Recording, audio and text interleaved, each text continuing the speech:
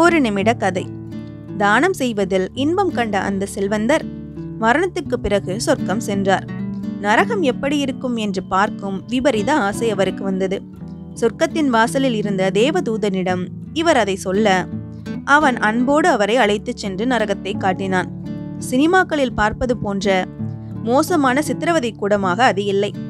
ஆங்காங்கே வட்ட வட்டமாக சாப்பாட்டு மேஜைகள், அவற்றை சுற்றி உட்கார்ந்திருந்தவர்கள் கைகளில் நீளமான கரண்டிகள். மேஜையின் மையத்தில் பெரிய அண்டா, அதன் அடி ஆழத்தில் அமுதபானம் இருந்தது. அதன் சுவையே நாக்கில் உமிழ்நீர் சுரக்க வைத்தது. ஆனாலும் அங்கிருந்தவர்கள் பஞ்சத்தில் அடிபட்டவர்கள் போல எலும்பும் தோளுமாய் இருந்தார்கள்.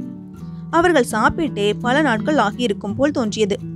சக்தியற்றவர்களாய் கரண்டியை அந்த அண்டாவிலே விடுவதும் அள்ளிய அமுதத்தை குடிக்க முடியாமல் தடுமாறுவதுமாய் இருந்தனர். கரண்டியின் கைப்பிடி நீளமாக இருந்ததால் கைகளை மடக்கினாலும் அமுதம் வாயை எட்டவில்லை.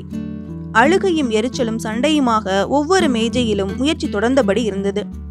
செல்வந்தர் இதை பார்த்து வேதனைப்பட, நீங்கள் போக வேண்டிய சொர்க்கத்தை பார்க்கலாம், வாருங்கள் என்று அழைத்தான் தேவதூதன். அது பக்கத்திலே இருந்தது.